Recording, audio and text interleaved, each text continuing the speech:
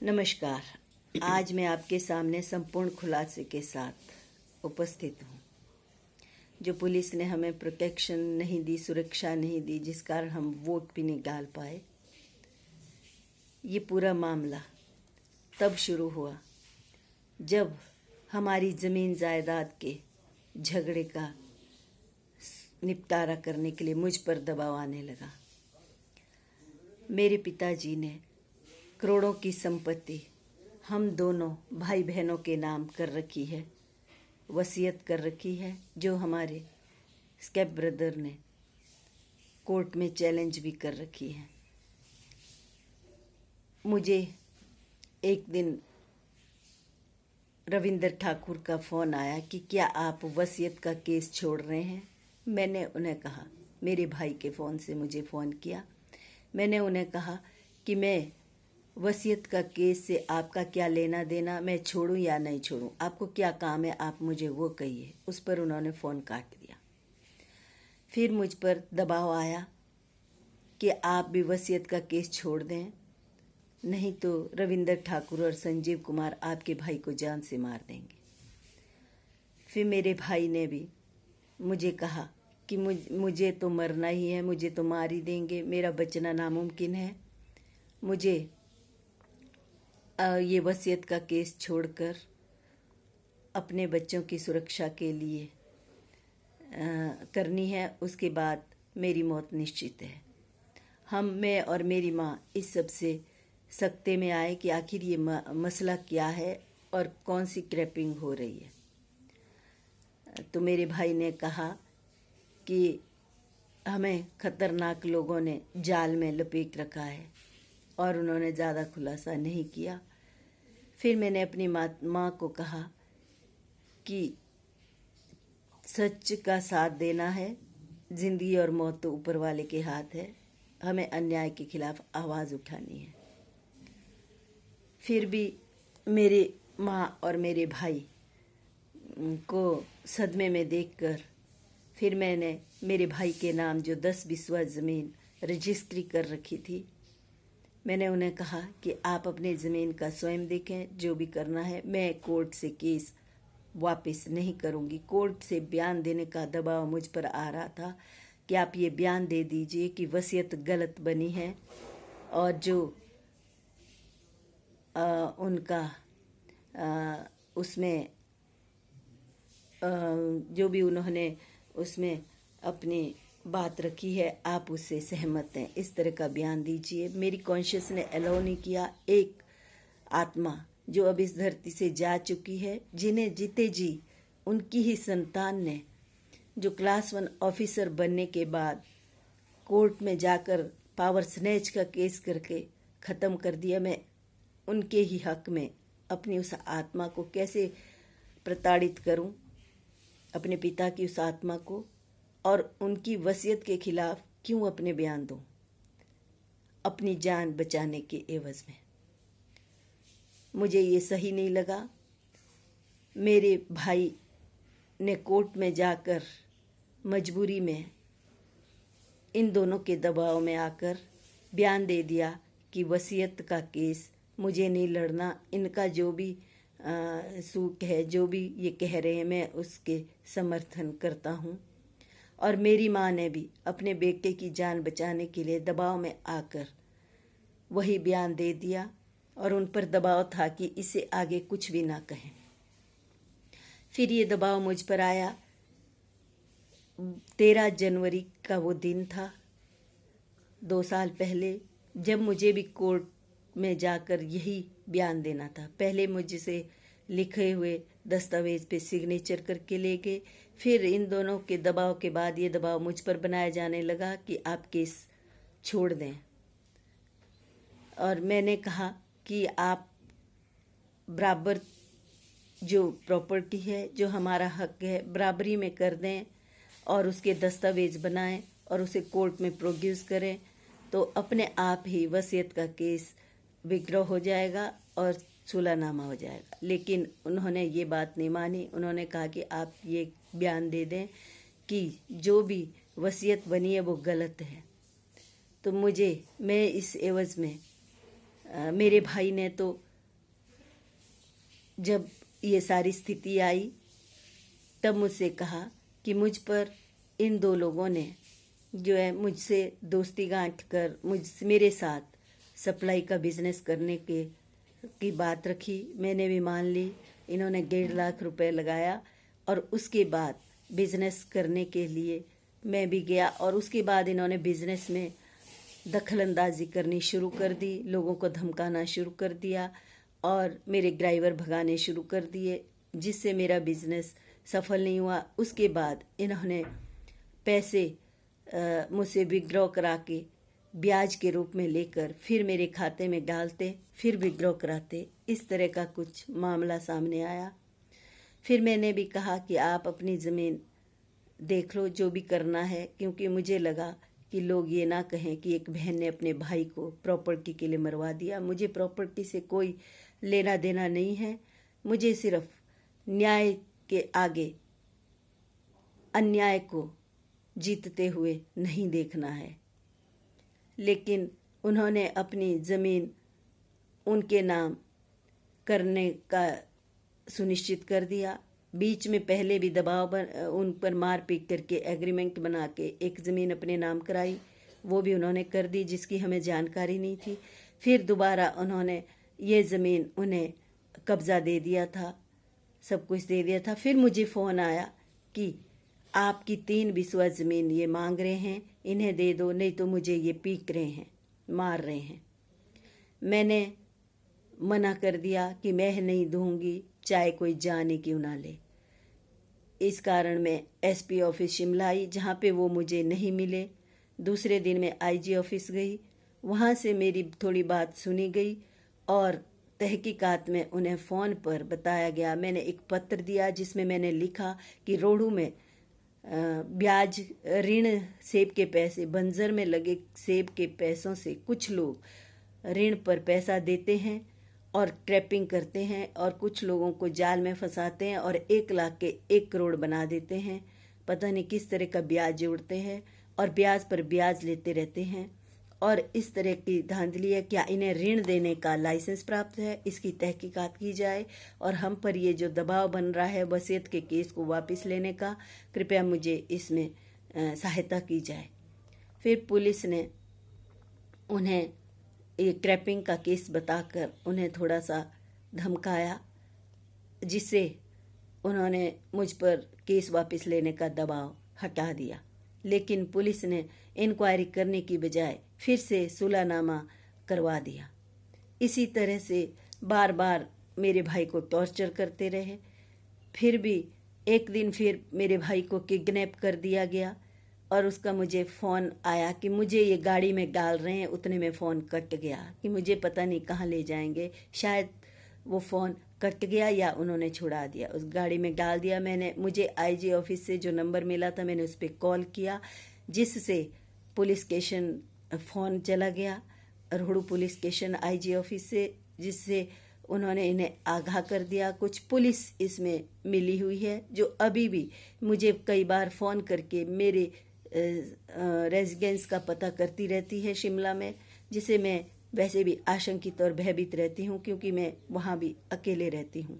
मेरे भाई पर दबाव यही बन रहा था कि आपकी बहन अकेले रहती है, कभी भी मार देंगे, ट्रक के नीचे कुचल देंगे या कुछ भी कर देंगे। आपकी माँ भी अकेले रहती है, आपको प्रॉपर्टी चाहिए या माँ बाप बहन।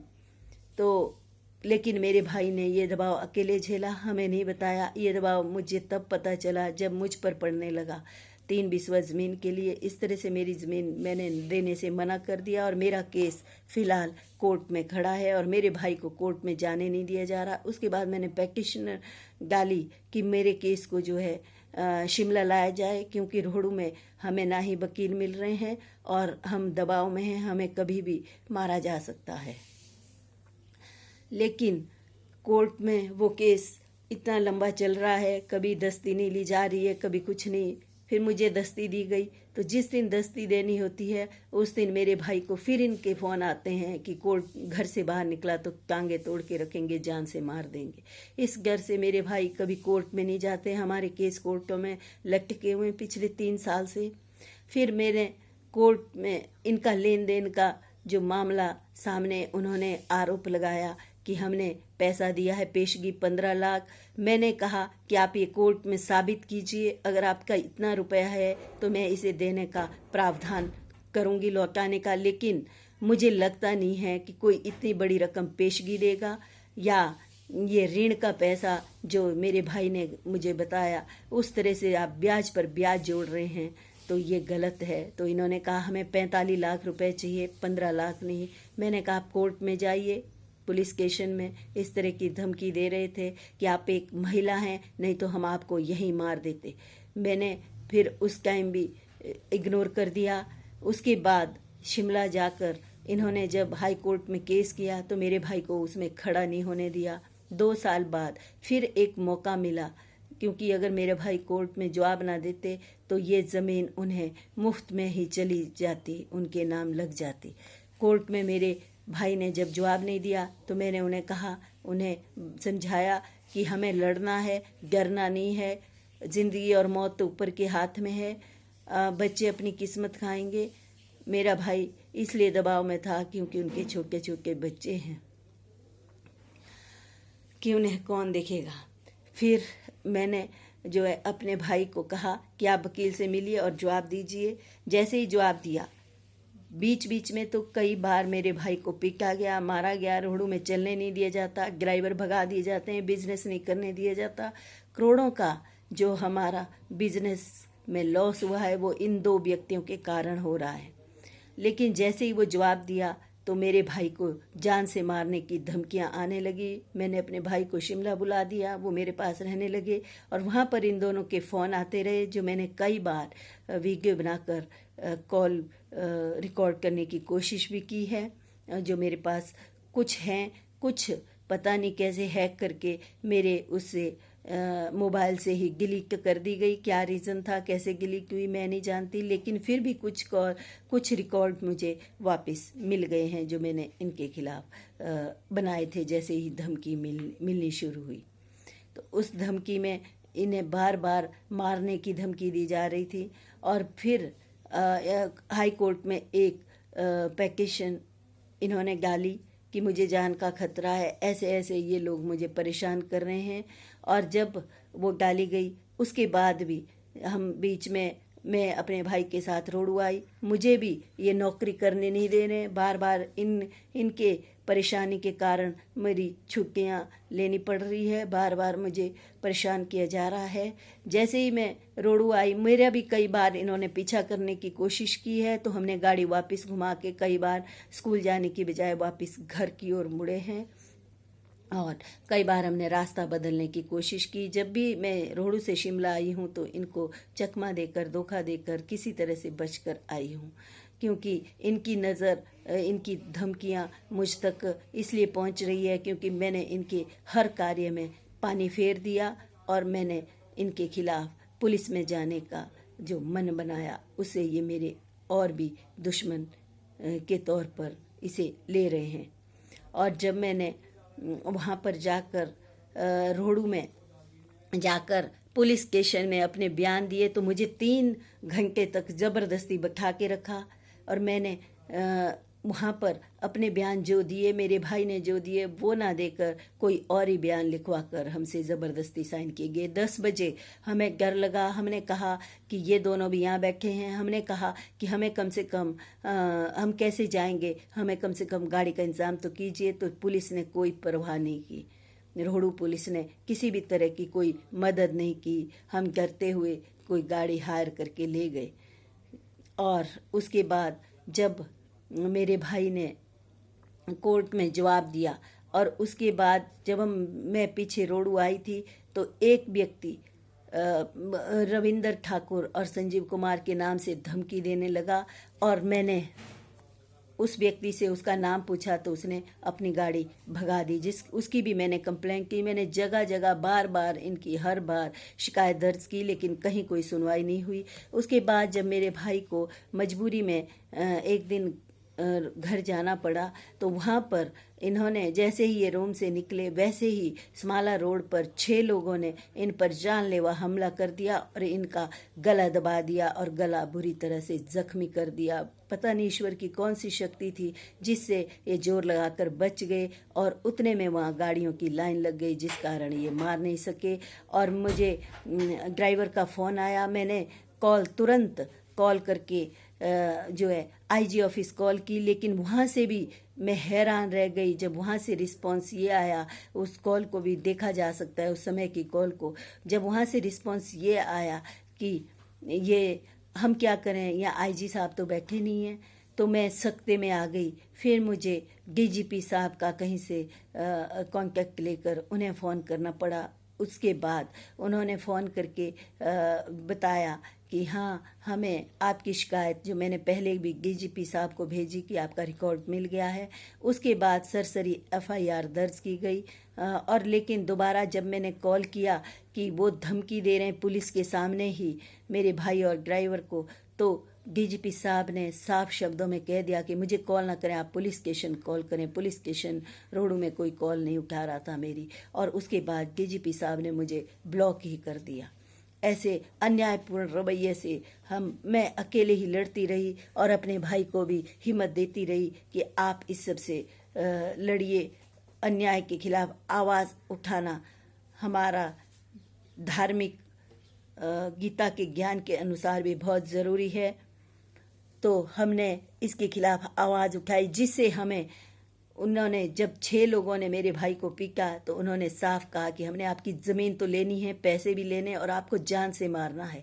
मैं हैरान हूँ कि ये लोग ज़मीन पैसा लेने के बाद भी क्यों हमारी जान के पीछे पड़े। इनके साथ कितने लोग मिले हैं और कौन शह दे रहा है और किसके कारण ये इतना कुछ कर रहे हैं। पुलिस ने कोई इंक्वायरी करने की आज तक ज़रूरत नहीं समझी। मैंने अपने पहले पत्र में फ़ोन नंबर दिए थे, इनके भी, अपने भाई के भी लगभग 2 साल से पहले इन्हें फ़ोन नंबर देकर बताया था कि आप कृपया इनकी कॉल ट्रेस करें, आपको पता चले कि आखिर ये पूरा मामला क्या है और इनके बीच किस तरह की धमकियां और बातचीत चल रही हैं और किस तरह का दबाव ये बना रहे हैं। लेकिन मैं हैरान हूँ, पुलिस ने इस पर कोई कार्रवाई नहीं की। आज हमें किसी सबूत की ज़रूरत नहीं पड़ती। अगर पुलिस ने उस वक्त से कॉल ट्रेसिंग करके बातचीत जानी होती तो आज दूध का दूध और पानी का पानी हो चुका होता। हमें प्रशासन से कोई मदद नहीं मिली। हमने फिर हाई कोर्ट में फिर से रिट पिटीशन की, पर मैं हैरान हूँ। मैं पहली बार कोर्ट में गई, 2 बार गई। पहली बार भी मुझे बोलने नहीं दिया गया, फिर पुलिस का जवाब आने दिया गया और पुलिस ने जिस तरह से जवाब दिया उस पर कोई भी कार्रवाई मुझे वहाँ लगते हुए महसूस नहीं हुई। मैं हैरान हूँ कि कोर्ट ने मुझसे सवाल कहा कि आप कोर्ट को प्रभावित करने के लिए हैं, न्याय के लिए नहीं। मैं हैरान हूँ कि क्या मैं न्याय के लिए कोर्ट में खड़ी नहीं थी, क्या मैं कोर्ट को इन्फ्लुएंस कर रही थी। और दूसरा, कोर्ट ने कहा कि क्या पुलिस अफसर को कोर्ट में खड़ा किया जाए। क्यों? क्या कानून सिर्फ पुलिस अफसर के लिए ही, रखवाली के लिए बना है? क्या आम आदमी की ज़िंदगी की कोई महत्व नहीं? क्या पुलिस अफसर से जवाबदेही लाजमी नहीं? क्यों कोर्ट से जो है लिबर्टी देकर केस विड्रॉ करने का बनाया गया? क्यों फैसला नहीं सुनाया गया? इस बात से भी मैं हैरान हूँ। हमारे खिलाफ ही होता तो कम से कम एक समय पर रहते। समय पर किया गया अन्याय भी लेट किए गए न्याय से बहुत ज़रूरी है, क्योंकि समय पर किया गया अन्याय इतनी क्षति नहीं पहुंचाता जो बहुत देरी से मिला न्याय पहुंचा रहा है। इसका खामियाजा मैं स्वयं भुगत रही हूं, जो इतनी सालों से, कम से कम 40 सालों से ज़मीन के केस में हम उलझे हुए हैं। हम सेब के पैसे भी तभी नहीं निकाल रहे हैं, सेब भी तभी नहीं तोड़ते हैं कि क्योंकि हमें डर यही रहता है कि आज जान की कीमत नहीं, आज जिंदगियां सिर्फ पैसे वालों के अधीन है और पावर के अधीन है। अब मैंने इतनी सारे कंप्लेंट्स की हैं, उस सब की मैं कॉपियां हर किसी को दे सकती हूँ। मेरे पास जो कोर्ट में बयान दिया गया, मेरे भाई से बयान ज़बरदस्ती लिखवाया गया कि मेरी बहन क्यों कंप्लेंट कर रही है, मेरे साथ कोई मारपीट नहीं हुई, ना पढ़ने दिया गया और सीधा साइन करा दिए गए। और जबकि उस वक्त की मेरे पास क्लिपिंग है, मैंने जो है कोर्ट में SHO साहब के उन शब्दों को रिकॉर्ड कर दिया था जब वो कह रहे थे कि थप्पड़ तो पड़ता ही है, आप भी तो बच्चों को मारते हैं, पैसे लिए होंगे तो थप्पड़ पड़ा होगा, तो उसे क्या फ़र्क पड़ता है। जब इस तरह की वर्डिंग हुई थी, वो मेरे पास आज भी रिकॉर्डिंग मौजूद है, जबकि कुछ रिकॉर्ड पता नहीं कैसे मेरे मोबाइल से गायब हो गए। मेरा प्रशासन और पुलिस से भी निम्न सवाल हैं कुछ, जिनका मैं उनसे जवाब चाहती हूँ। आप सभी जनता के समक्ष मुझे अपनी बात रखने के लिए मजबूर होना पड़ा, क्योंकि मेरी कहीं कोई सुनवाई नहीं हो रही थी। हाई कोर्ट के दरवाजे भी मेरे लिए बंद हो चुके थे। मैंने अभी तक इलेक्शन की वजह से ये बात नहीं रखी। जो 6 लोग मेरे भाई को जान से मारने का प्रयास कर रहे थे, उसमें एक विनोद बुशैरी नाम का तीसरा व्यक्ति, जिसे मेरे भाई ने पहचाना था, जो बीजेपी का स्थानीय नेता है। क्या बीजेपी ऐसे लोगों को संरक्षण देती है? क्या बीजेपी के दम पर ही ये 2 लोग हमें प्रताड़ित करते रहे हैं? उसका इस मारपीट से, इस झगड़े से क्या लेना देना था? इनके साथ 3 और लोग कौन थे जिन्होंने जान से मारने का प्रयास किया? ये सारे क्वेश्चन अभी अंधेरे में हैं। अब मैं अपने इन प्रशासनिक अधिकारियों से बस समाज के सामने इनसे कुछ प्रश्न करती हूँ, जो मैं आपके सामने भी रखती हूँ। सबसे पहला प्रश्न है, 2020 के पत्र में दिए गए सबके नंबर को ट्रेस क्यों कॉल के जरिए सारे क्रैप को वक्त रहते नहीं सुलझाया गया? अगर ये ट्रेस किए जाते, इन कॉल को अटेंड किया जाता और इनका पता कराया जाता, जिसकी मैंने गुहार लगाई थी, आखिर वो क्यों नहीं किया गया? जिससे जो भी ये जाल हमारे नाम में करोड़ों की प्रॉपर्टी आने के कारण जो बिछाया गया है, और जो ये ऋण देने की प्रथा चली है, इस पर इंक्वायरी क्यों नहीं की गई?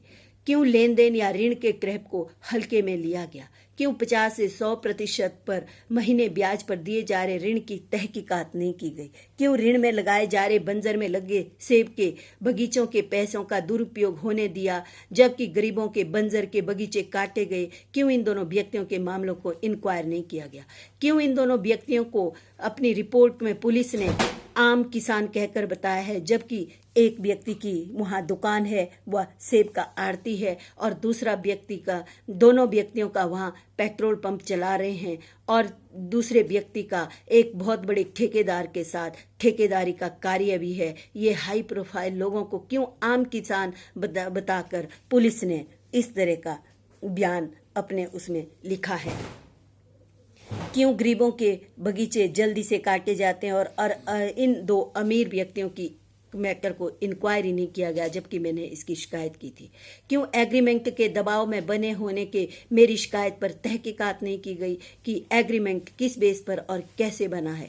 क्यों लेन देन के ट्रांजैक्शन की तहकीकात नहीं की गई? अगर पुलिस कहती है लेन देन का मामला है, तो उसकी ट्रांजैक्शन की जड़ तक क्यों पुलिस नहीं पहुंच रही है? क्यों पुलिस स्टेशन में हर बयान के वक्त इन दोनों व्यक्तियों को सामने बैठाकर डराया धमकाया जाता है? क्यों ये दोनों व्यक्ति हर बार सामने बैठे होते हैं? क्यों मेरे द्वारा कोर्ट में जबरदस्ती बयान दिलवाने वाली शिकायत पर तहकीकात नहीं गई है? क्यों मारपीट के बाद मेडिकल नहीं लिया गया? हम SP ऑफिस शिमला, जब मेरे भाई को फिर से धमकी पुलिस के सामने मिली, तो वो SP ऑफिस शिमला मेरे साथ गए थे, और वहां पर हमें कहा था कि शाम तक पुलिस आएगी रोडू से और आपका मेडिकल लिया जाएगा। लेकिन शाम को 7 बजे के लगभग रोडू पुलिस का फोन आता है कि हम नहीं आएंगे, आप रोडू आइए। क्यों रोडू आने का दबाव बनाया जा रहा था? क्यों मेरी माँ मेरे भाई से कोर्ट में वसीयत के खिलाफ बयान देने को मजबूर करने पर कार्रवाई नहीं की गई, जबकि मैंने इसकी शिकायत की थी? क्यों मुझे 3 घंटे पुलिस स्टेशन में जबरन बैठाकर बयान तोड़ मरोड़ कर पेश किए गए? क्यों मेरे भाई को जबरन मेरे खिलाफ लिखे बयान पर दस्तखत कराए गए? क्यों हमें अपने हाथ से बयान नहीं लिखने दिया जाता? क्यों FIR पिछले 3 सालों से दर्ज नहीं की गई? क्यों बार बार सुलहनामा कराकर हमें प्रेशराइज किया जा रहा है? क्यों मैजिस्ट्रेट या शिमला आईजी के सामने हमारे बयान लेने की बात नहीं मानी जाती? क्यों पुलिस ऋण देने की प्रथा को बढ़ावा दे रही है? क्यों विजिलेंस लाकर समाज की इस कुरीति से बाहर नहीं किया जा रहा? जबकि मैंने इस सारे मामले में विजिलेंस इंक्वायरी कर इसके पीछे इनके साथ जुड़े लोगों को सामने लाने का आग्रह किया था, उस पर कार्रवाई नहीं की गई। क्यों दोनों व्यक्ति कोर्ट में हमारी दस्ती नहीं पहुंचने देते? क्यों मेरे भाई को कोर्ट में अपने केस लड़ने पर मारने की धमकी दी जाती है? क्यों हम कोर्ट तक अपने केस नहीं लड़ पा रहे इन दो व्यक्तियों के कारण और पुलिस प्रशासन कुछ नहीं कर रहा है? क्यों 2 बार किडनैपिंग की कोशिश की गई और उसे रफा दफा करके केस को सिर्फ लेन देन और सिविल केस बनाया जाता है? हर बार क्रिमिनल केस को सिविल केस में बदलने के लिए पुलिस क्यों बाध्य है? इस बार अंतिम जान से मारने के प्रयास में 6 व्यक्ति कौन थे? गैंग लेकर किसके साथ आए थे? उसे 1 हफ्ता पहले रविंद्र ठाकुर के नाम से धमकी देने वाला वो व्यक्ति कौन था जिसका गाड़ी नंबर मैंने पुलिस को लिखे शिकायत पत्र में लिखा था? दोनों व्यक्तियों ने हमारे पैसे हड़पने और जमीन लेने के बाद भी पूरे परिवार को खत्म करने व करवाने की बात क्यों कही? आखिर इनके पीछे कौन कौन है और ये क्रैप कितना गहरा है? क्यों पुलिस बार बार इनके हक में बयान लिखवाकर या सुलह का दबाव बनाकर हमारी जान को खतरे में डाल रही है? यदि वसीयत के हक में मेरा लड़ना मेरे परिवार के मृत्यु का कारण बन रहा है तो माननीय न्यायालय किस लिए है? तो क्या गुंडों की चौखट पर सिर झुकाएं? सच को उजागर करने के लिए कोई खड़ा क्यों नहीं है? और सच को दबाने में इन लोगों के साथ पूरा प्रशासन क्यों साथ दे रहा है? क्यों रोडू में जो हम वहां के स्थायी निवासी हमें रहने नहीं दिया जा रहा, जान से मारने के प्रयास हो रहे हैं, जबकि पास के गांव के 2 व्यक्ति ये हमारा रास्ता रोके हर वक्त खड़े हैं और मुझे भी कई बार इन्होंने अपनी नज़रों का शिकार बनाकर मेरी तरफ ये कई बार बढ़े हैं और मैंने वहीं इनका पेट्रोल पंप है वहां से अपनी गाड़ी को कई बार भगाया है। क्यों हमें पुलिस प्रोटेक्शन नहीं दी गई? क्यों वोट डालने के लिए भी पुलिस प्रोटेक्शन नहीं दी गई? क्या हमें वोट डालने का भी अधिकार नहीं? क्यों हाई कोर्ट में जान के खतरे की गुहार के बाद भी जान से मारने का प्रयास किया गया? कौन सा राजनीतिक व प्रशासनिक संरक्षण इन्हें प्राप्त है? क्यों जान से मारने के प्रयास में बीजेपी का स्थानीय नेता विनोद बिशहरी इसमें था? वह अन्य 3 लोग कौन थे? क्यों माननीय हाई कोर्ट ने मुझे बोलने नहीं दिया और फैसला सुनाने के बजाय मेरी राय लिए बगैर केस विद्रोह करवाया गया, जबकि मुझे फैसला चाहिए था, चाहे वो मेरे हक में होता या मेरे विरोध में? क्यों कोर्ट में पुलिस अफसर को बुलाना मुमकिन नहीं? क्या कोर्ट में न्याय के लिए खड़ी थी? मैं न्याय के लिए खड़ी थी या न्यायालय को प्रभावित करने के लिए? क्यों कोर्ट भी सुरक्षा देने के पक्ष में नजर नहीं आया? यदि ऐसा है तो कोर्ट विद्रोह से पहले वहां खड़े प्रैक्टिशनर की इच्छा क्यों नहीं पूछी गई, जबकि मैं वहीं पर खड़ी थी और मैं जवाब देने के पक्ष में थी? क्यों प्रशासन मारपीट से किडनैपिंग तक और अब जान से मारने के प्रयास तक स्थिति को लाया है? क्या प्रशासन इन लोगों को जान से मारने का मौका दे रहा है? यदि भारत में न्याय सिर्फ हाई प्रोफाइल या अमीरों की दहलीज तक रह गया है तो दोनों व्यक्ति की इच्छा अनुसार हम वसीयत का केस छोड़ते हैं, हम अपनी जमीन इनके नाम करते हैं, इनके अनुसार ब्याज राशि 10 गुना मान लेते हैं और उसके बाद भी इनकी इच्छा अनुसार अपनी जान इन्हें सौंपते हैं। यदि समय रहते इनकी कॉल 2 साल पहले मेरे द्वारा दिए गए फोन नंबर से ट्रेस की जाती और हर बात सुनी जाती तो आज सबूत की जरूरत नहीं पड़ती, दूध का दूध पानी का पानी हो जाता। आज में हमारी बात सुनी जाती तो हमारा जीवन बच जाता। अब कभी भी हम इनके व इनकी गैंग के शिकार हो सकते हैं। सच व इस क्रैप के पीछे के लोग अदृश्य ही रहेंगे। अब ऐसी स्थिति में मेरे पास आप सबके सामने इस सारी बातों को रखने के सिवाय और कोई चारा नहीं था। मेरा आग्रह है कृपया इसे ज़्यादा से ज़्यादा शेयर करें ताकि ये मैटर सारे का सारा मैटर तहकीकात की जड़ तक पहुंच सके। धन्यवाद।